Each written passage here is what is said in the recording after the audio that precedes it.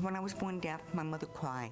She really did not see a future. The doctor said he would never amount to anything, his mental capacity would be little to none, and you should probably give him up and think about adoption.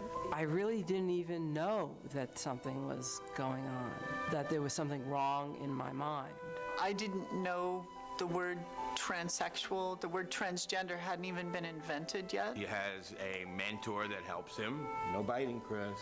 Right. Chris probably had one of the worst diagnoses ever. Self-injurious, swollen intestines, poisons in his system, mental retardation, severe autism. And I was pretty much told to put him in an institution. When I was born, my mom refused to see me for 3 days. She was scared. Before I transitioned, I just wasn't all there. I couldn't quite share my feelings. I couldn't quite be a full member of the family. You sort of get what you get, and you go from there. And, you know, it's your choice. You want to make the best of it, you make the best of it. You want to make the worst of it, throw yourself a pity party. I set out to write a book which was about how people found meaning in difficulty. It's hard for the kids to accept themselves. It's hard for their families to accept them. It's hard for the larger society to accept the kids and their parents. All of it is a struggle. I wouldn't ever want to pretend that these aren't difficult lives. They are very difficult lives. They're full of pain and complexity. We have joints and bones that are twisted and distorted. So our life is marred with a lot of surgeries. Myself, I've had 30. And there was one guy that I had a crush on. He said to me, "Why do you lisp?" And my heart was crushed. Chris did not communicate, he didn't sit down, he didn't put on clothes, he wouldn't go outside. He ate the walls, he ate the table, he ate the rug. I could feel the back of my neck, you know, popping and sizzling, like my head was just heating up. We couldn't eat in the home, we couldn't have lights on, we couldn't have the TV on. If I coughed, he would run downstairs and punch me. I actually felt that I was a surgeon, and I felt I had to literally extricate the demon from inside of my body. When I started this book, I knew that I was going to be looking at a lot of desperate situations. And I would do that by cutting and burning myself. What I didn't know was how much joy I was going to find. When I was born, my dad said, "He looks cute. He's just got a big head and little arms." The funny thing is, I still look that way. And the relief that came over my face when I heard that there was a name to what was going on with me. I used what God gave me. Didn't give me, you know, legs to run. He didn't give me arms to play football with. He gave me a brain, and he gave me a heart, and I try to use both of those things to the fullest. The thing I've learned most over the years is to be a parent first. I thought to myself, if he's happy, if he stops hurting himself, you know, if I could hug him, that would be the greatest gift in life. It's kind of pretty sure that I'm going to have obstacles, but I would have had them anyway. I know my dad was very, very proud of me because I went on a journey that he never dreamed possible. I don't think of myself as a schizophrenic. I am Susan. There really isn't any definition of what's normal or not normal, or far from the tree or right under the tree. I'm lucky to have had her in this particular period of time. I'm lucky too. Thank you. The love that parents have for their children I guess we are pretty lucky, huh? Yes, Mom. Yeah. can see them through an enormous amount.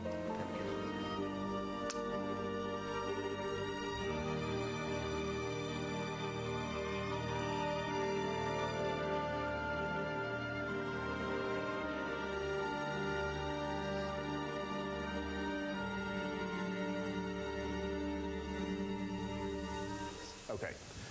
Anyway, thanks to everyone for coming, and what a pleasure to be here.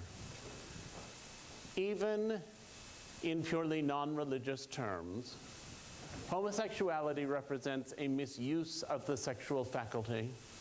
It is a pathetic little second-rate substitute for reality, a pitiable flight from life. As such, it deserves no glamorization, no rationalization, And above all, no pretense that it is anything but a pernicious sickness. That's Time magazine in 1966, when I was 3 years old. And as we all know, the last presidency saw in the law of gay marriage across the land, which I hope will last.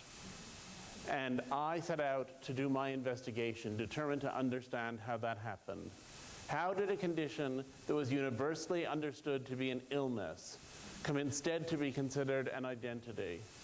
And if the identity of gayness could come out of the illness of homosexuality, then what other illnesses were there waiting in the wings with the thought of becoming identities?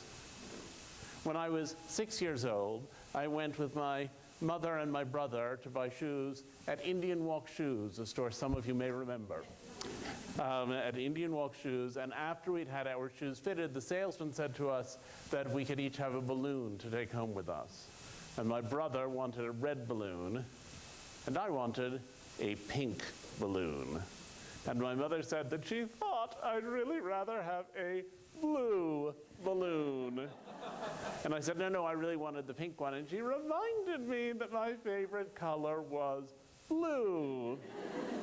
The fact that my favorite color now is blue, but I'm still gay,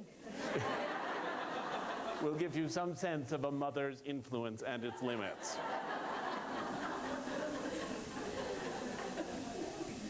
When I was growing up, my mother used to say all the time, the love for your children is unlike any other feeling in the world. And until you have children, you don't know what it feels like. And when I was very little, I took that as a great compliment. It meant that bringing up my brother and me had been the great satisfaction of her life, and I took it very much to heart. But when I was an adolescent and she said it, it made me anxious because I thought, but I think I'm gay. And if I'm gay, I probably can't have children. And after I came out in my early 20s, when she said it, it made me very angry. And I would say, that's not the path I'm on and you know it. I want you to stop saying that. But she never did. The love for your children is unlike any other feeling in the world. And until you have children, you don't know what it feels like. In 1994, my editors at the New York Times Magazine assigned me an article about deaf culture. And I was very taken aback. In the first place, because I had mostly been doing international reporting. But my editor said to me, this is a foreign society in our own midst. And also because I thought of deafness at that point as entirely a disability. These poor people, they can't hear. What can we do to help them? And then I went out into the deaf world. I met Jackie Rolfe, whom you saw in the video the first day. I went into households where the alarm clock flashed a light instead of making a sound. I went to deaf clubs. I went to deaf theater. I even went to the Miss Deaf America contest, which took place in Nashville, Tennessee, where everyone complained about that slurry Southern signing.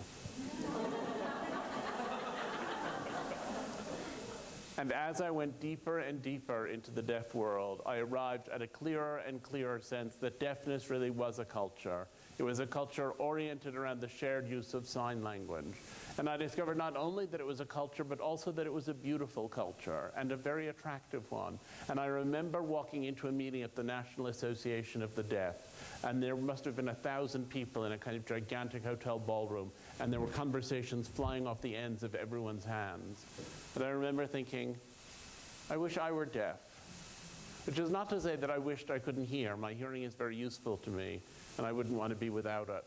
But in that room, I was on the outside, and they were on the inside. And though I could have spent years trying to master sign language, it was a culture based on the fact that they were deaf, and I would never have been able fully to be part of it.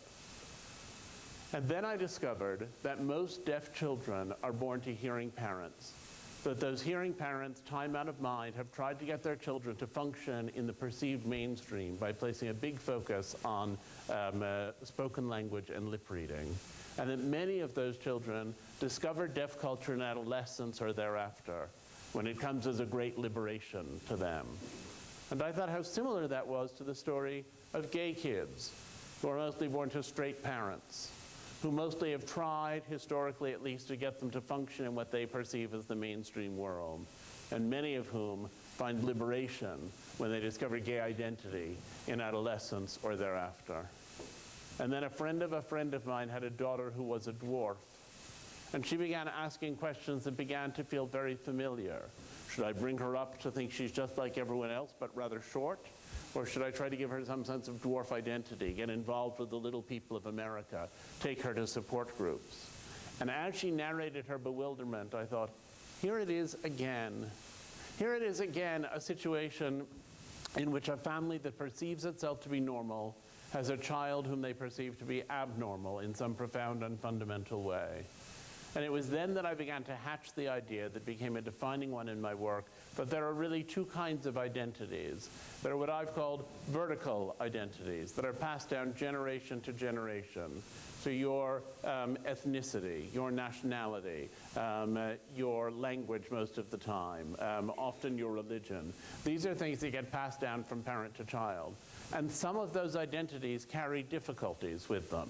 It is easier in the United States, as it's currently construed, in most contexts, it is easier to be white and to be Christian.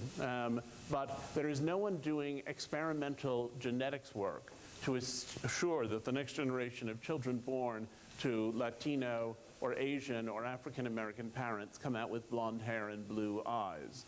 And there's no great movement to say that whole memberships of religions need to go through instant conversions. We recognize that the problem is in the society, and we attempt to address it at the societal level and move toward acceptance and openness and appreciation for difference. But then there are also what I've called horizontal identities. Horizontal because they have to be learned from a peer group. So these are identities like being gay or deaf or a dwarf, like having Down syndrome or autism or multiple severe disabilities, like being a child who is a prodigy, who is perhaps less sad for his parents, but no less confusing and no easier to bring up. How do we deal with children who are conceived in rape, who have in effect an identity that they may themselves not know about, but that creates an impediment to the ordinary functioning of family love? I looked at families of kids who commit crimes and families of people who are transgender. And as I looked across all of those categories, I was struck time and again by the fact that there had always been attempts to cure or address these problems, sometimes wisely, sometimes somewhat less wisely. And I also realized that parenting involves two essential skills. You change your children. That's part of parenting. You have to change your children. You have to educate them. You have to try to give them a moral compass. You have to try to give them some manners if you possibly can. If you didn't change your children, that would be neglect. But you also need to celebrate your children and make them feel terrific about exactly who they are. And some things really clearly need to be changed, and some things really clearly need to be accepted and celebrated, and a lot of things fall in a foggy middle. And one of the big tasks of parenthood is sorting out which are the things that need to be changed, which are the things that need to be accepted, what is the degree of all of that. And I also, as I was doing this work, came to realize that there is a difference between love and acceptance. Love is something that is ideally there from the minute a baby is born. And while we've all heard stories of abuse and neglect, I believe that most parents love their children. But acceptance is a process, and it takes time, and it always takes time. It takes time even when there aren't any of these obvious challenges going on. And so I became very taken with that idea, and I was very struck by the question of how acceptance unfolds, that you need personal acceptance, familial acceptance, and social acceptance, and each of them feeds the other. And when there's good social acceptance, it's easier for a family to accept a child who is different. But when the child has good self-acceptance, that also facilitates the family's acceptance. And the parents I met seemed to go through these stages. They seemed to start out bewildered and sometimes angry. They then went through a period of gradually striving toward acceptance, and then eventually they got to acceptance and sometimes even to celebration of the ways in which their children were different. And as I looked at those processes, I was struck over and over again by how much of a by how much of a process that getting to acceptance really is. And I was struck that this doesn't go in a plain linear fashion, that parents get to acceptance and celebration, and then there's a medical setback, where they're in a socially stigmatized situation, and they're right back at being angry or bewildered all over again. It's a long lifetime's journey. So I'm going to tell you about a few of the people who are in the book, and I will start with the story of Clinton Brown, who is the dwarf you saw in the video. Clinton has a condition called diastrophic dwarfism. Some dwarfing conditions only make you small. Others can come with many other disabilities. As he said, his has resulted in a great many disabilities.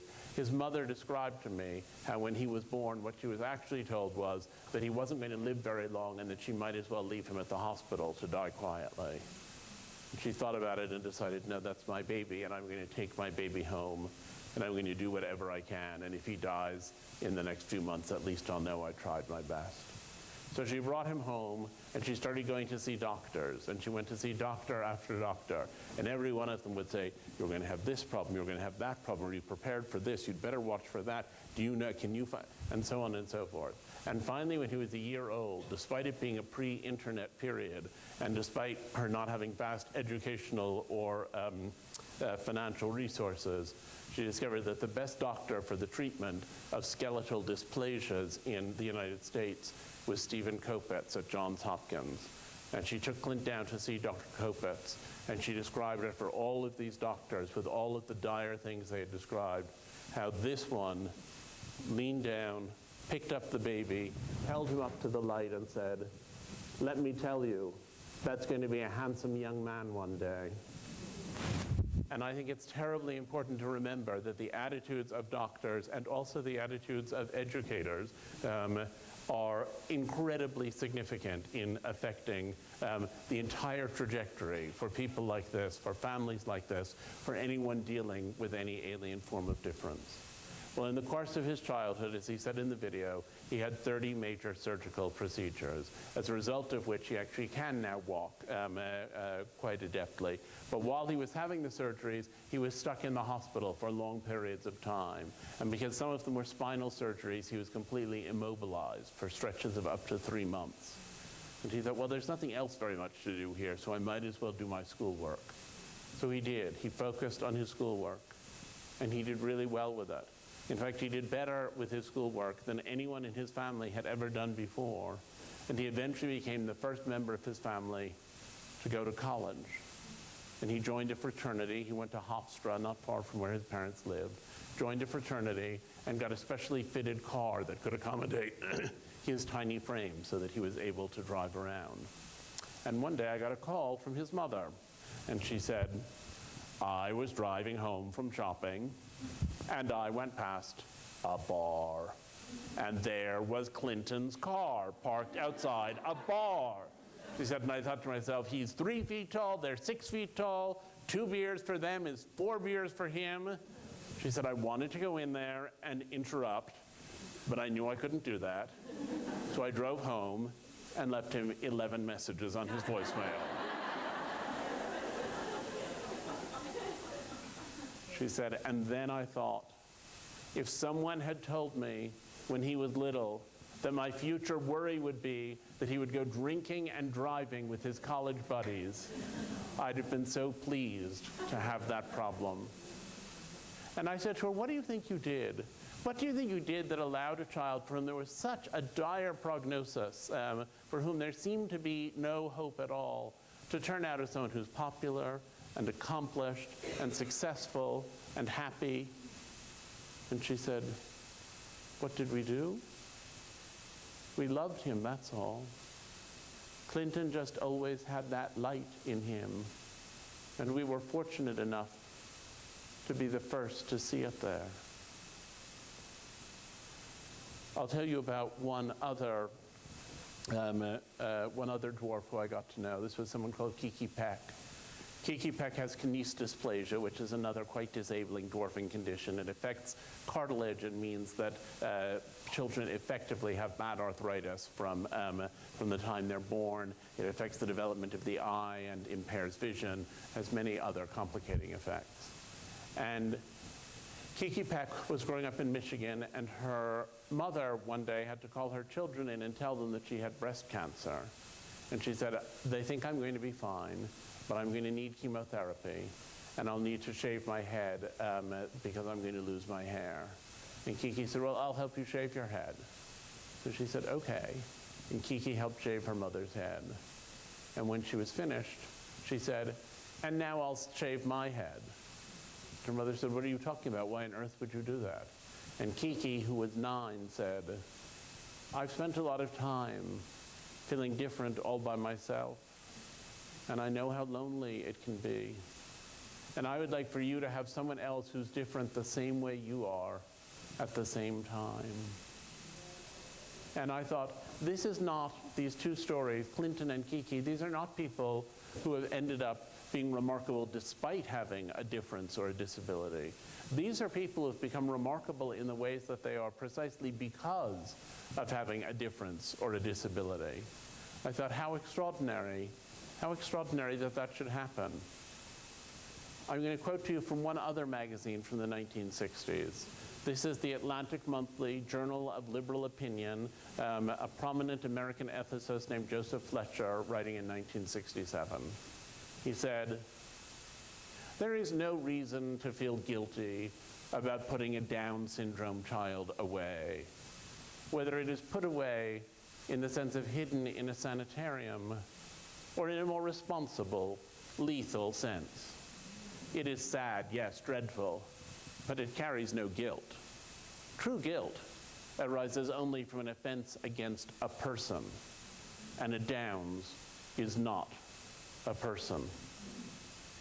There's been a lot of ink given over the years to the shifting dynamics of gay rights in the United States, and people are profoundly aware that, that there have been real shifts in the way we deal with gay people, but not enough attention has been spent on the ways in which we deal with difference altogether, on how much more accepting our society seems largely to have become over these last 30 years or more.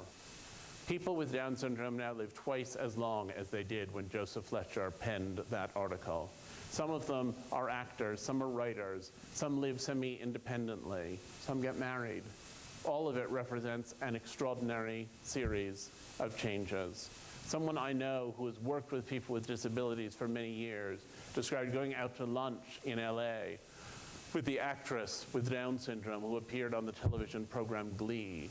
And she said, people were coming over and asking for her autograph. She was a celebrity first, and a person with Down syndrome second. I never dreamed I would live to see such a day. So Tom and Karen Robards, a couple who I got to know, had their first child quite early and were very shocked when their child was born with Down syndrome. And over the years that immediately followed, they were very discontent with the educational opportunities available to their children. And so they eventually went to the Archdiocese of New York and asked whether they had any classrooms they could use. And they were given an abandoned lavatory that they could turn into a classroom. And with a few other parents with children with Down syndrome, they set up a classroom where they felt their children would learn better.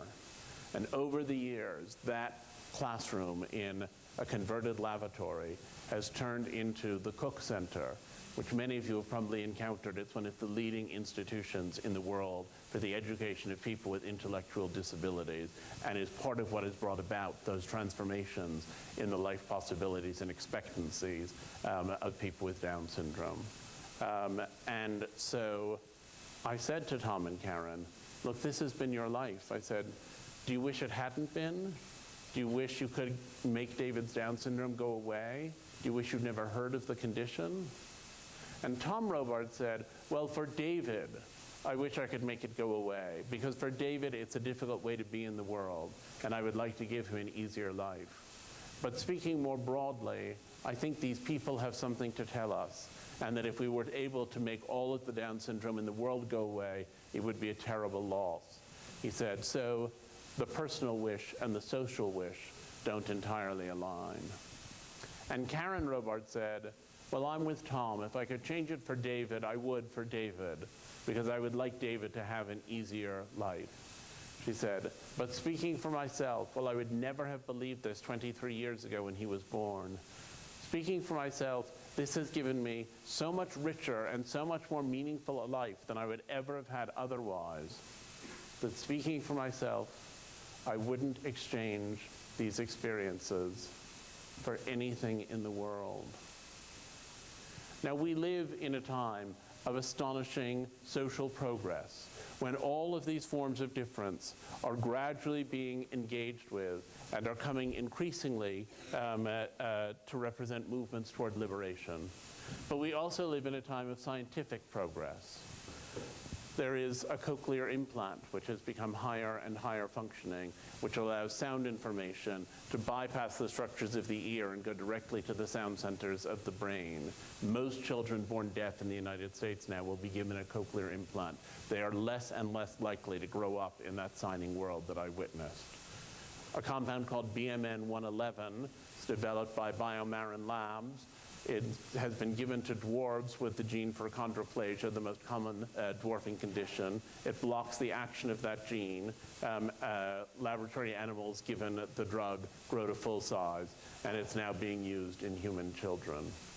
And there are more and more blood tests that will identify genetic anomalies earlier and earlier and more easily, allowing parents who don't wish to carry through such pregnancies to terminate them.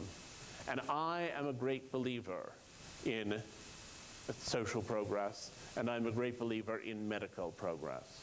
But I sometimes feel as though they're on a sort of strange crossed path in which they don't see each other. And sometimes when I look at these social triumphs and then read about the medical advances, I feel as though I'm at the end of one of those great operas in which the hero realizes he loves the heroine at the exact moment that she lies dying on a sofa. There's a question always about what it means to cure things and what it means to accommodate things and what needs to be fixed and what needs to be accepted, and there's a tense dynamic there. I felt it was nicely summed up by Jim Sinclair. He's an autism activist. He does not use spoken language.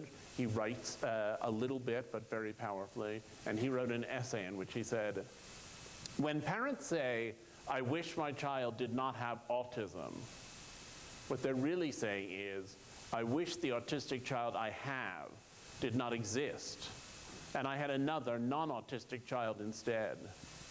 Read that again. This is what we hear when you mourn over our existence. And this is what we know when you pray for a cure. That your fondest wish is that someday we will cease to be, and strangers you can love will move in behind our faces. Now, it's a very extreme point of view, but it does point to the idea that these differences become central to who people are, and that to some extent, when we talk about eliminating the difference, we are in many ways erasing the person and that person's experience. There's one family I got to know who had a daughter with autism, and Cece has spoken 3 times in her life. She said nothing until she was 7.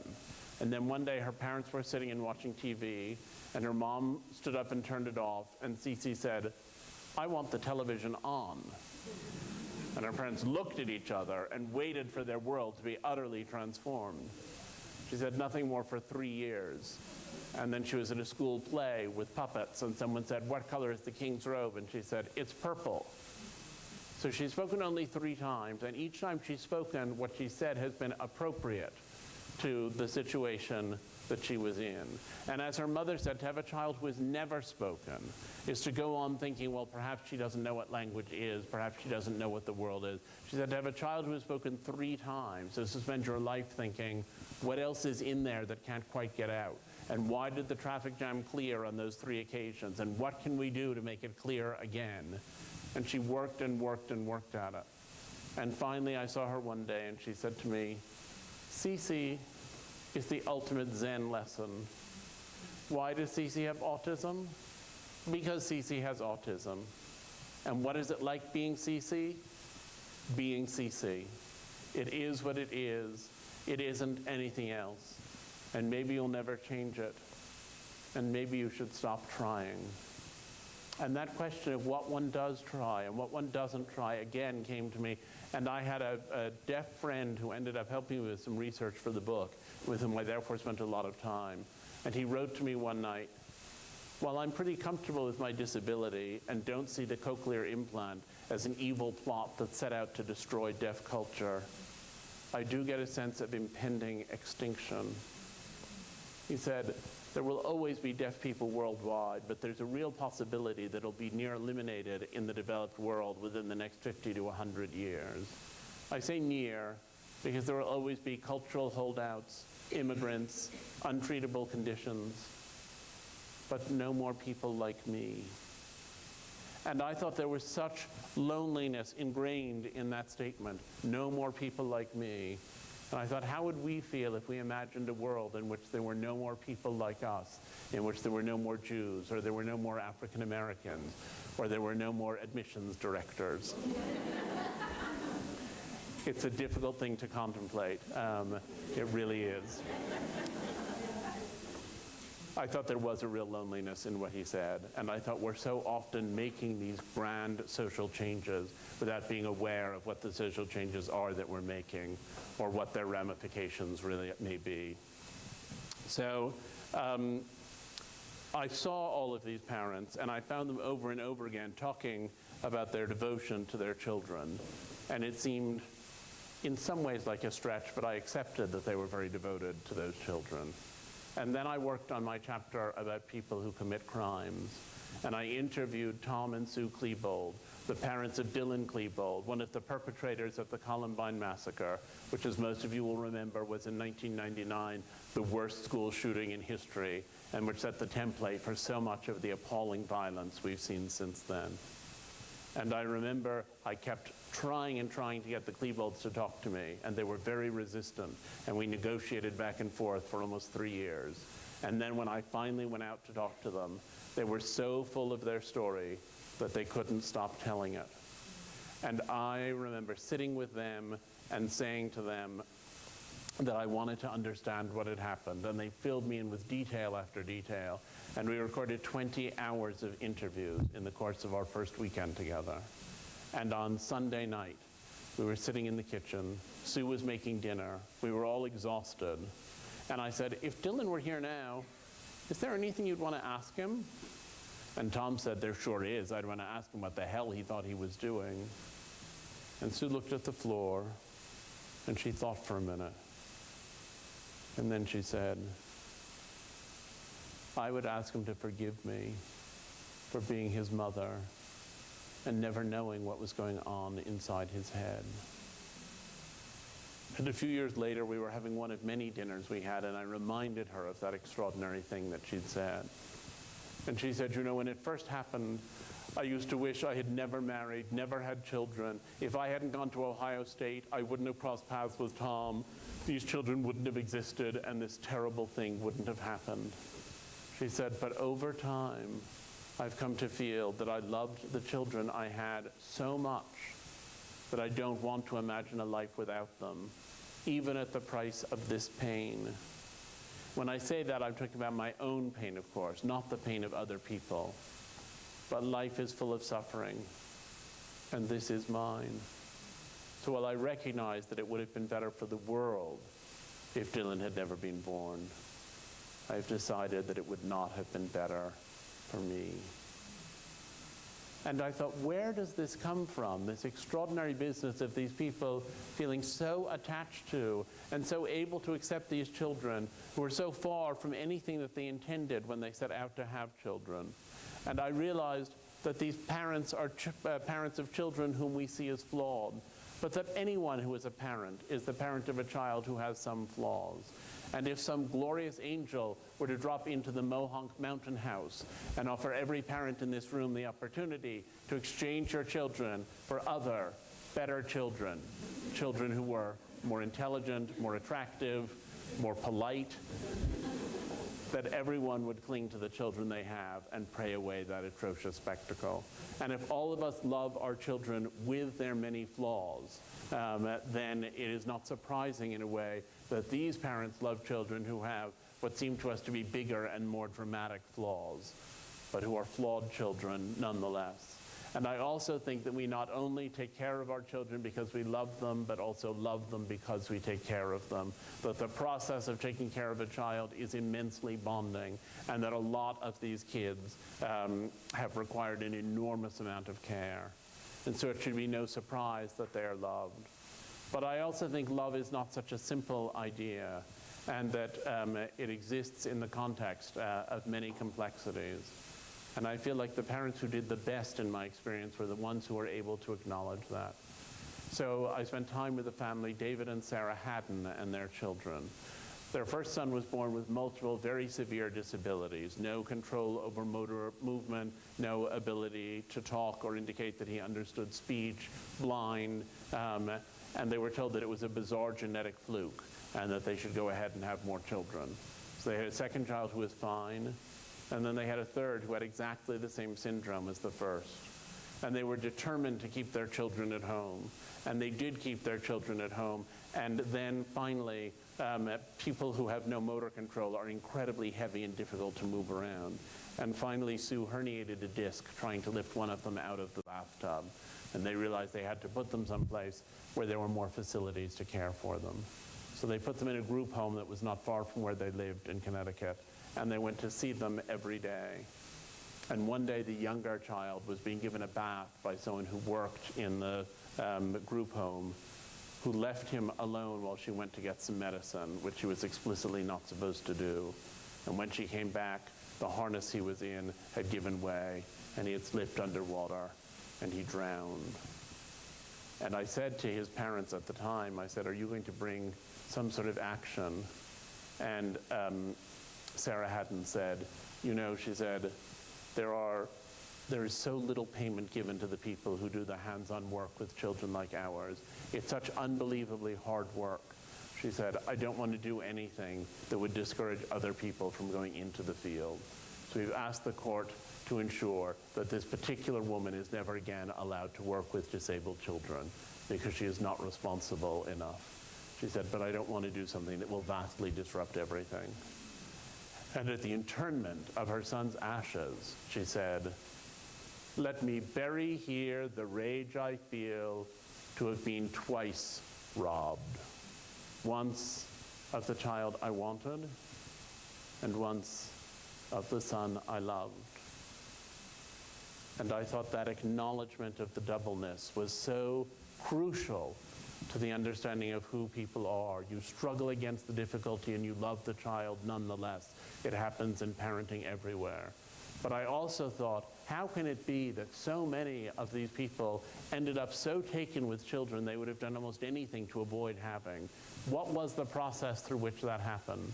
And another mother of two children with very severe disabilities said to me, "People always give us these little sayings like, God doesn't give you any more than you can handle.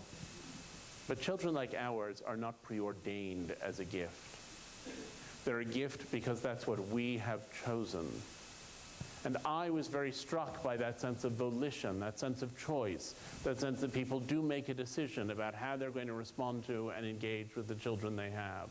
There was an amazing study that was done a while ago in which a group of women who had just given birth to children with a range of disabilities were asked, "Do you think you will find meaning in this experience?" And then the researchers went back to those families 10 years later. And the women who had anticipated finding meaning in the experience had children who were doing better on every possible clinical measure than the children of mothers who didn't see that. And that is not to sort of guilt out mothers who are not feeling, and I'm sorry, it's always mothers, but that's the way it goes. Not to guilt out mothers who are struggling, but to say that that process of looking for meaning is in some ways a volitional process, and that the people who do it end up learning a great deal from the process. I was struck as I did this work by the sense that people tend to recognize a particular difference they have and to feel as though they have something in common only with other people negotiating that particular difference. You know, did Clinton Brown's parents only have something in common with other people bringing up children with diastrophic dwarfism? That's a very small number of people. But actually, the negotiation of difference is something that every family has to do. None of us has ever met a parent who has not occasionally looked at his or her child and wondered what planet they descended from. And the negotiation of difference is actually one of the things we have in common. And our differences, in many ways, are what unite us. I had a book party when this book was published, and I invited as many of the people in it as I could to attend. And I got an email a couple of weeks later with a photo that showed the father of an autistic child, someone with schizophrenia, and a dwarf who had all gone out for dinner together after meeting at the party. And they just said, "You were right. We have a lot more in common than we'd have thought." And I also, as I did this work, came to be very struck by and very aware of the issue of mainstreaming and inclusion. And I have to say that it's been one of my bits of struggle some of the time with the New York private system is that there isn't very much of that involved, though there is some of it. I started off thinking inclusion programs were really great for these disabled kids who managed to be exposed to a higher level of education. Separate is never equal. They, therefore, were being integrated. It was really terrific for them, but kind of a nuisance for the non-disabled kids who would get so slowed down in their classwork by having to accommodate someone. And having now spent a lot of time in inclusion classrooms, I think that the lessons in humanity that are taught to the children without disabilities in those classrooms, their ability then to feel at ease in the world and not frightened by difference is actually of much greater value than whatever the disabled children may be getting. And so I came to be a great believer in inclusion classrooms for the benefit of everyone who is in those classrooms.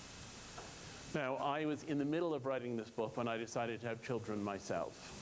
And friends of mine said, "How can you be deciding to have children when you're in the middle of a book about everything that can go wrong?" And I said, "But it's not a book about everything that can go wrong. It's a book about how much meaning there can be in the experience, even when everything seems to be going wrong." And rather than frightening me off of having children, it actually propelled me toward it. So I will describe my family in the simplest way that I can. My husband is the biological father of 2 children with some lesbian friends in Minneapolis. My best friend from college had gotten divorced but wanted to have a child, so she and I have a daughter together who lives with her mother and now stepfather in Fort Worth, Texas. And then John and I wanted the experience of bringing up a child full-time in our household. So we have George, of whom I'm the biological father. John is the adoptive father. We had an egg donor, and our surrogate was Laura, the lesbian mother of his 2 biological children.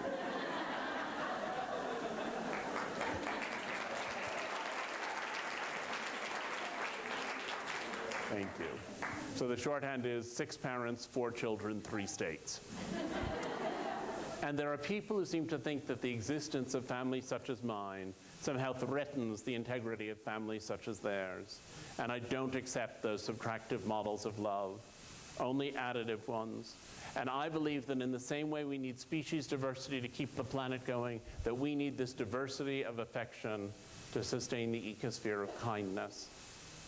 Now, the day that George was born was, of course, a very cheerful and wonderful day for us. And the following morning, the pediatrician came into the hospital room and said she was concerned. And we said, "Oh." And she said that she was concerned because he wasn't extending his legs correctly. And I said, "Huh." And she said, "That could be a sign of significant neurological damage." And I said, "What?" And she said, "And also," she said, "insofar as he is extending them, he's doing so asymmetrically, which suggests the possibility of a mass in his brain. And by the way, he has a very large head, and we should test him for hydrocephalus." And I felt my whole being pouring out onto the floor of that hospital. I had thought all along how ironic it would be if in the midst of doing this research, I became one of the parents of a disabled child. And I found in that moment, I thought, I admire these people, but I do not want to join their company. And we went off and we went to the MRI machine and we went to the CAT scanner and we went to another X-ray and we went for an arterial blood draw. And I thought, I've been doing this work for years. I've never heard of an arterial blood draw. What are they drawing his blood for? All of these things, one after the next. And I felt this heavy weight of despair in me. And I realized at a certain point that I felt that sense of despair because I was experiencing the reality that he might have an illness. And like most parents since the beginning of time, I wanted to protect my child from illness. But at some point during those hours of wandering from machine to machine, I realized that if he had any of the conditions we were testing for, they would be his identity. And if they were his identity, that they would be my identity too. And I suddenly heard this voice in the back of my mind that said, the love for your children is unlike any other feeling in the world. And until you have children, you don't know what it feels like.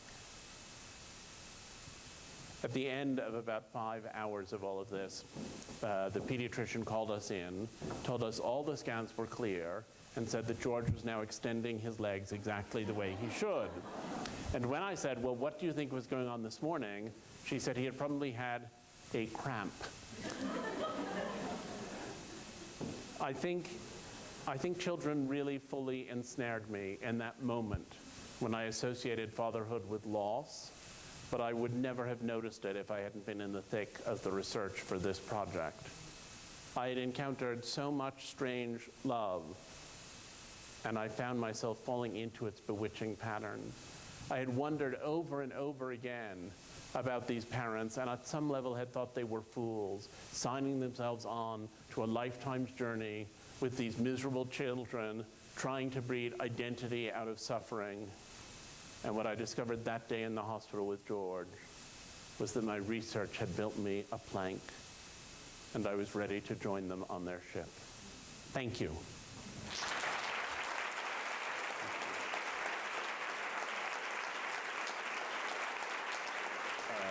I had a lot of experience with families who rejected their children. Of course, families who rejected their children are less eager to invite a journalist in to cover the whole story. So they were a little harder to find in that regard. But I mean, a large number of children with disabilities who are up for adoption in the United States. A large number of the children who are up for adoption in the United States have disabilities. A lot of people do give up children because they're different in some way. I mean, I had some, to me, rather shocking encounters. I think in the end, I believe not only in reproductive choice, but also in the right of parents to say, I can't take care of a child like this. And I've had people who've written to me and said, I read your book and I can't rise to that standard and I'm giving up my child. And I had people who wrote to me and said, I read your book and I feel like I know what I need to do and I'm going to keep my child and go forward with it. I mean, I had one conversation with someone who was pregnant with a daughter who was a dwarf, and she'd found out relatively late in her pregnancy, and she just kept saying, but I was a cheerleader. How can I have a daughter who was a dwarf? And there are a lot of dwarf families who want to adopt dwarf children because many dwarf children are given up for adoption. And there was a truly lovely family that wanted to adopt this woman's child, and she instead chose to have an abortion in her 8th month. And I was sort of devastated by that idea that someone had such a narrow sense of what it meant to be a parent, that the idea of having a child who couldn't be a cheerleader. She said her sister's going to be a cheerleader. She looks like a cheerleader. And there was this whole thing about cheerleading and cheerleading. So I encountered that.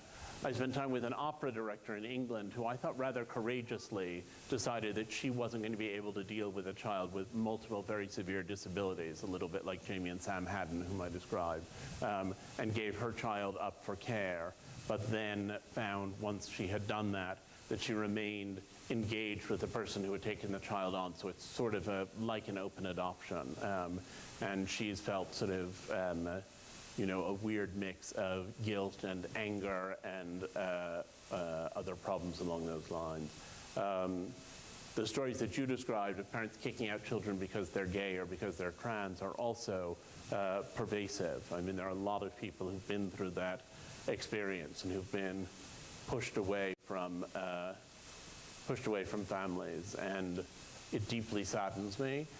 The book I wrote was mostly about people I admire, so it was more about the other stories and not about those stories of rejection, because those stories of rejection, I mean, I kind of disagree with Tolstoy. You know, he famously opened Anna Karenina by saying, all happy families are the same, but every unhappy family is unhappy in its own way. And I would say in this particular context, it seems to me that all the unhappy families are kind of the same, and each family that finds a way to be happy finds its own way to do it. but there are definitely both narratives out there, and it's important to acknowledge them and important to acknowledge that this isn't just automatically what always happens. It's also important to acknowledge that, which people have got the resources so that the stress of taking care of these children is not so overwhelming, and how does that affect what they can do, and which people live in states where, because this is a states issue, where there are adequate supports for families who are dealing with children with these differences and adequate educational opportunities available to them. There are many, many layers and pieces of nuance in it. But it's, I was interested in the people who make what Ruth Schechter described as that choice. Children like ours are not preordained as a gift. They're a gift because that's what we have chosen. And that was the process I was examining, but it is by no means universal. Yeah. I recently met someone who was a big brother of a little brother who had disabilities, and that little brother died. And as an adult, they were all adults, and their brother died as an adult. And I recall him sharing with me the gift that his little brother was to his life.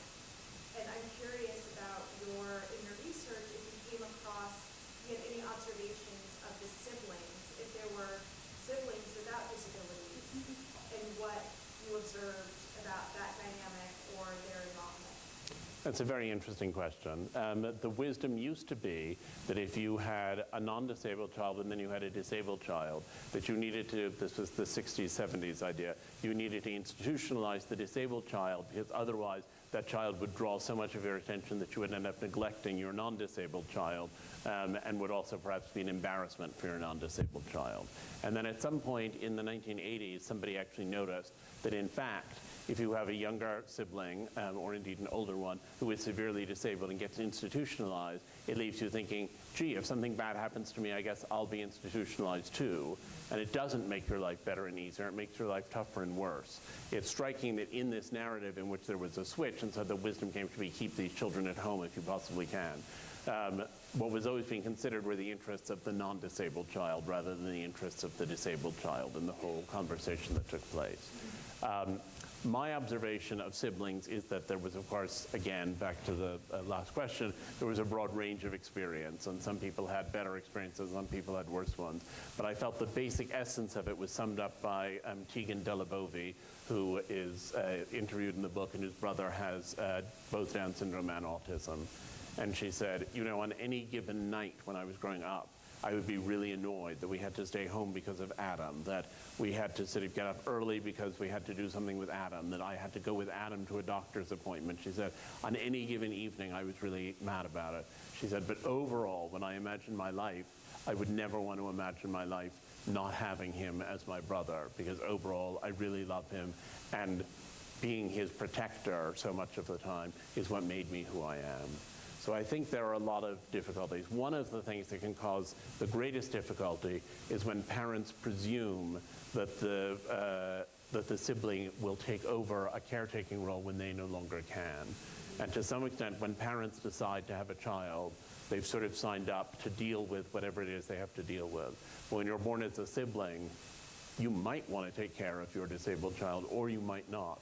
And I think it's very difficult for parents to get the line right between saying, it would be helpful if you did this, and making the child feel, the sibling feel that he or she has to do it. So a broad range of experiences. Interestingly, especially for siblings, you would think that it's easier to be the sibling of someone with a minor disability.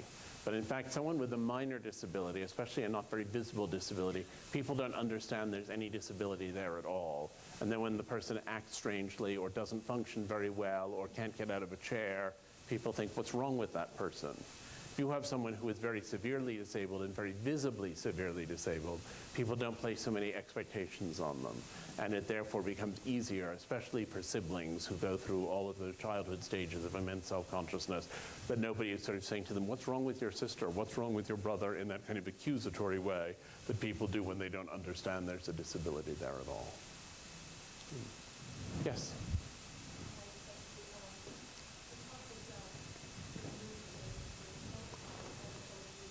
Thank you.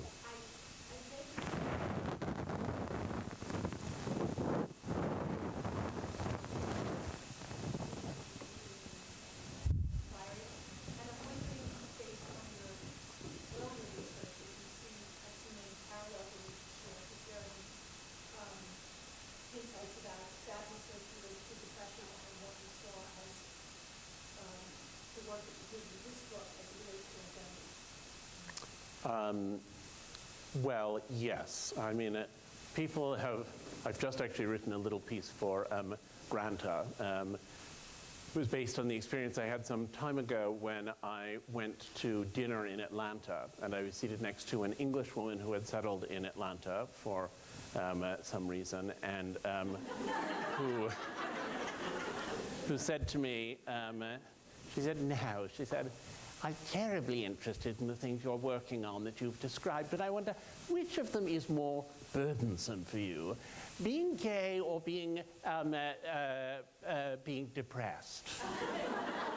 And I thought, well, burdensome is an interesting word to describe this dinner conversation. But I think that depression is an identity. I think depression represents, in its extreme form, in which I, alas, have known it, represents a dysregulation of the mood spectrum, that the mood spectrum is a very valuable thing to have, and that our capacity to be angry or sad or joyful, that range is crucial to our being human, and crucial to our ability to function, and that major clinical depression represents a dysfunction of it, that there are arguments that get made all the time about an evolutionary purpose to it. I think it becomes an identity, but I think it becomes an identity of illness. And I think while I'm sort of glad that I had depression, I think I learned a great deal from it, and it was very illuminating. I would prefer not to have it again. And I think most people who have suffered from depression may or may not be glad ever to have had it, but are certainly very clear that they don't want to have it again.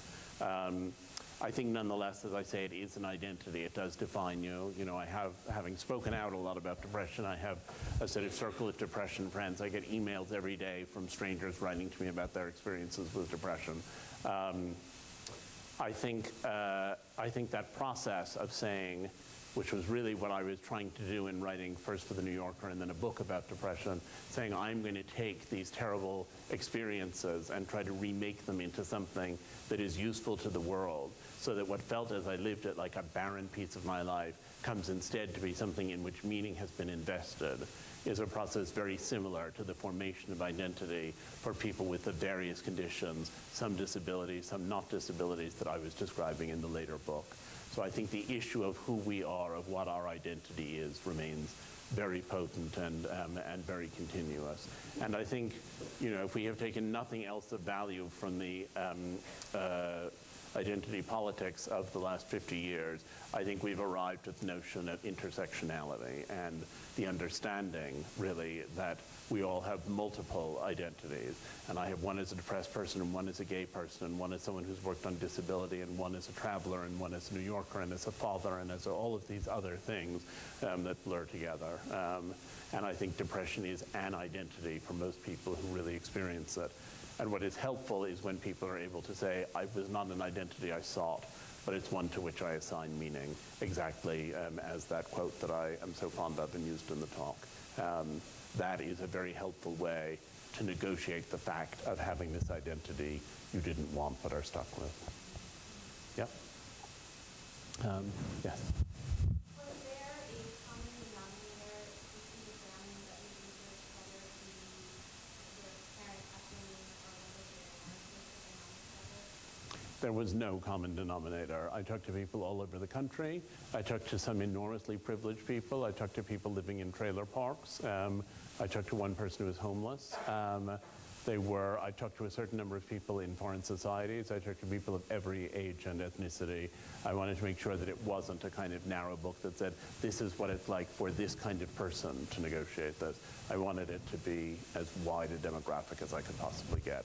And I interviewed more than 300 families while I was working on the book, which, you know, in terms of the census is not so many, but it's a lot of families to engage with at an emotional level.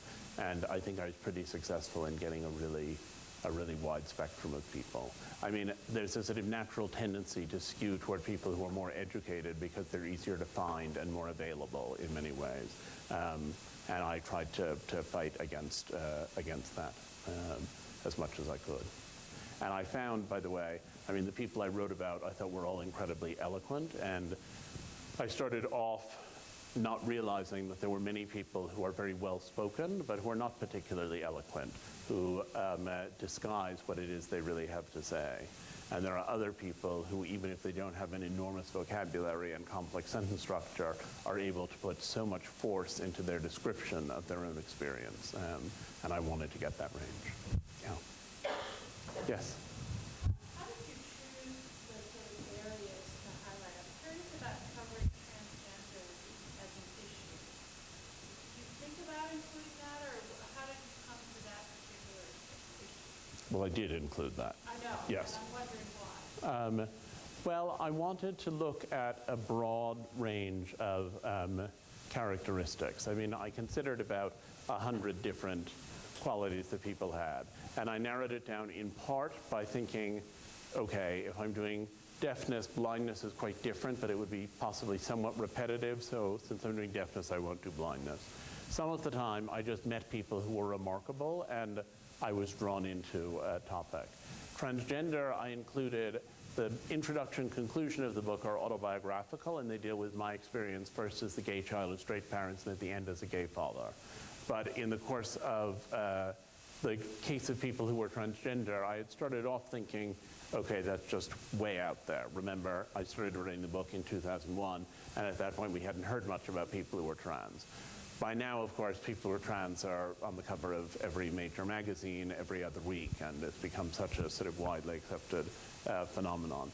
But I ended up being interested in the relationship between trans politics and gay politics, and by the sense that, you know, I really am very much not deaf. I mean, I have some hearing loss in my left ear, but essentially I'm not in any way part of deaf culture.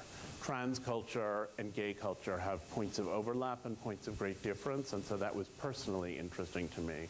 But I was especially interested, as per the first question, in the fact that many of these children are treated so cruelly not only by the larger society, but also by their own families, and trying to understand why it was that this was something that provoked so much cruelty in the world, and so much cruelty within the family.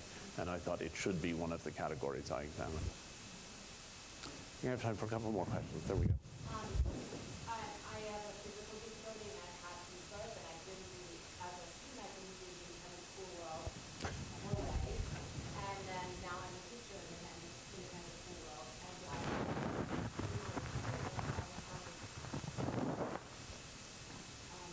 very few students and other people with a physical disability in the independent school world. What do you think could be the role, or what is the responsibility of the independent school world in terms of accommodation of people either with physical disabilities or even any of the, I mean, is that something you thought about? I've thought about it a lot, and Son at the school that I definitely don't know. no, there's nobody. I mean, there's one kid who transitioned last year at St. Bernard's, who was transgender. And I don't think it's because the school admissions staff, who I don't think are here, but I don't think it's because the school admissions staff are prejudiced against people with differences or disabilities. I think there are very few such people in the applicant pool. I mean, when we were touring schools a few years ago, George is now in second grade, when we were touring schools, we really didn't see very many people who were different in those ways. And it was striking to me how separated people were. I actually had the idea, which I'm afraid I didn't follow through with. There was a support group for autistic children that was run by someone I got to know through this research. It's in Brooklyn. Eliza Factor, she has a wonderful book coming out, which I've just blurbed. She organizes these play groups, and they include both children with disabilities and differences and the siblings who come along. And I thought we should go to those with George, and we should introduce him to all these different kinds of people, and he should get used to it. And it was a wonderful ideal, but it was on the wrong day, and it was in Brooklyn, and we're in Manhattan, and then we're sometimes away for the weekends anyway, and we didn't quite manage to do it. I think it would be great for the schools to recognize that bringing in people, even with conditions such as autism, would be of real benefit to, I think, both the children brought in and the other children. I mean, I feel like when I was going to Horace Mann, it was just so segregated and separated, even insofar as there was any form of diversity there, that the minority kids all sat together and the white kids sat somewhere else and the Jews were here, and it was terribly fragmented. And so the idea was that it was a well-integrated school, but it wasn't an integrated school. It was just a school that had several factions at it. And the largest faction was basically people like me, not people who were gay, but I mean people who in other demographic ways were similar to me.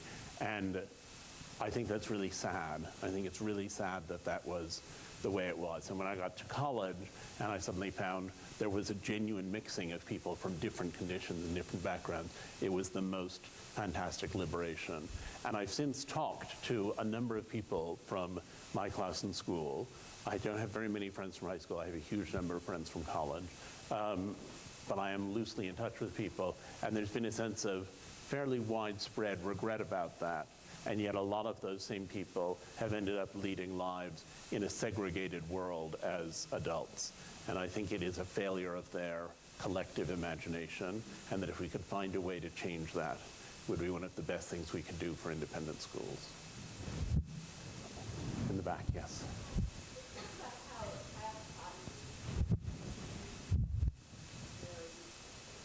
So the question about child prodigies. In the first place, child prodigies, like people with many of the disabilities I looked at, are asynchronous, which means that their levels of development are inconsistent. So it's very difficult to have effectively, and this is a sort of gross shorthand, but anyway, it is the shorthand, to have the mind of a 5-year-old in the body of a 30-year-old.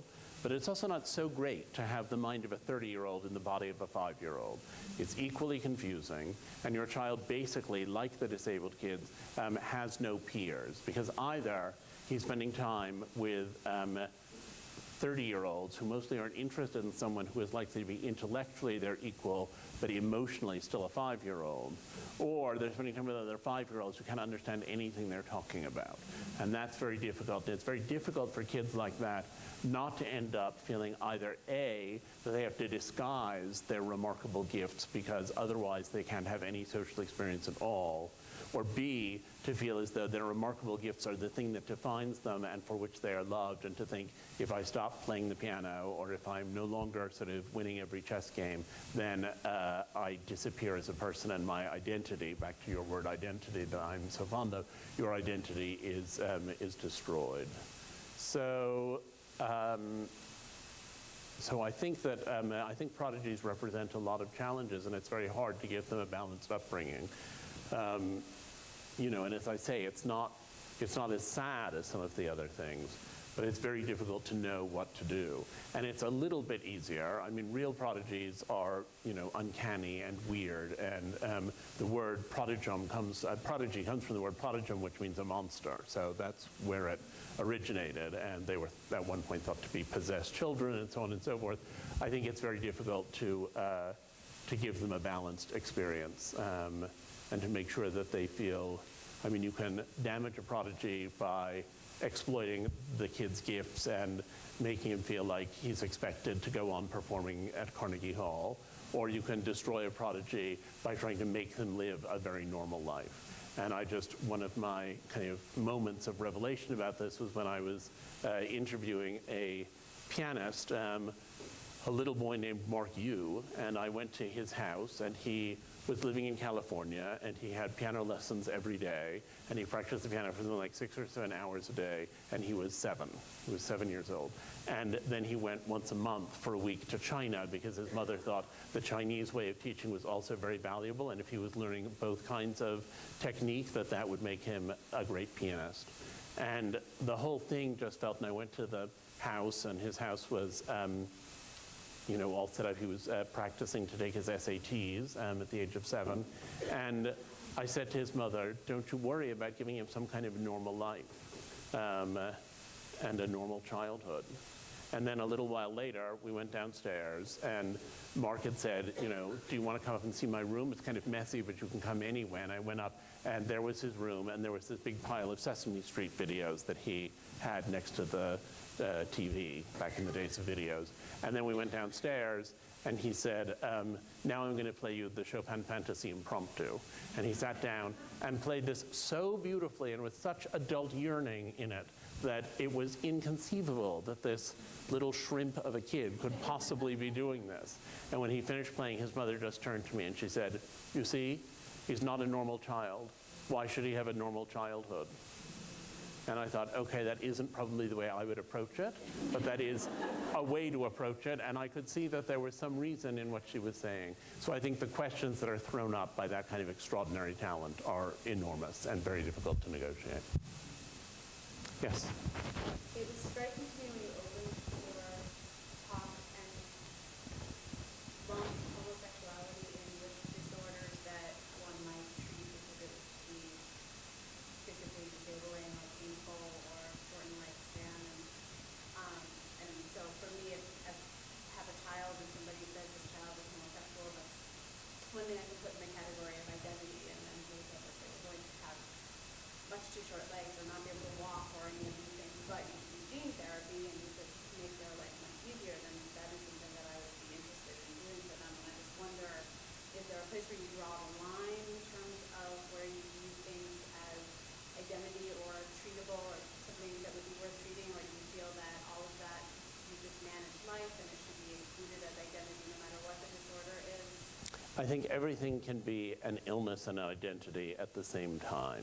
And the idea that we have to choose between illness and identity is a false idea. But it's like, you know, that principle from Heisenberg that something can be both a particle and a wave, but you can't see it in both ways at the same time. I think it's very difficult to see the illness and identity elements at the same time.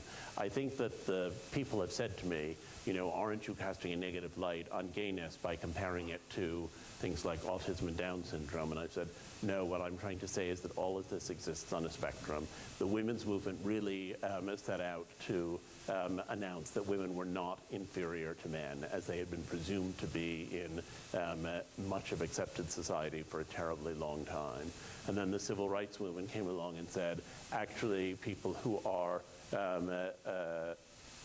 black people are not lesser than white people, which was really a hard case to make at the time. And then the gay rights movement drew from both of those movements and said, being gay is a different way of being, but it isn't a lesser way and it isn't a terrible disadvantage. And then I feel like these disability movements, like the neurodiversity movement and so on, are following that same template. And I see it as a kind of parade. And I feel like some people manage to jump over the chasm from unacceptable to fully accepted, and their way of strengthening their position with fully accepted is to say, I have nothing to do with those people on the other side. And I think that the gesture of grace is to say, 50 years ago, gay people couldn't be open, couldn't be married, couldn't have children, couldn't work in many professions. I mean, I had a great uncle, sort of surrogate great uncle, who was in medical school and realized that no one would ever go to see a gay doctor, and he ended up opening up a gift shop instead. That wasn't so long ago that that was the case. And I feel like a lot of these differences may move forward. And when you talk about things being treatable and what needs to be treated, on the one hand, I feel like being gay doesn't need to be treated. And on the other hand, if someone came out with a treatment for it this week, I can tell you there are a lot of parents who would put their kids on that treatment in 10 seconds flat. And there are a lot of kids who would go on that treatment, and gay culture, as you know, it would be very much diminished and reduced almost instantly. So I feel like this is a constant battle in negotiation. Yeah. I'm going to take one last question and then I'm done. I wonder, how does a parent in real time, because the introduction was amazing, a lot of them have come through big portions of their experience. How do they know it's going well for the child, so to speak? Especially with the idea that there are three acceptances: familial, social, and personal. In terms of suicide prevention and kind of having a real-time understanding of, you know, my impulse is from love and I'm doing the best I can, but it's going well or not in terms of, you know, how the experience is for the child.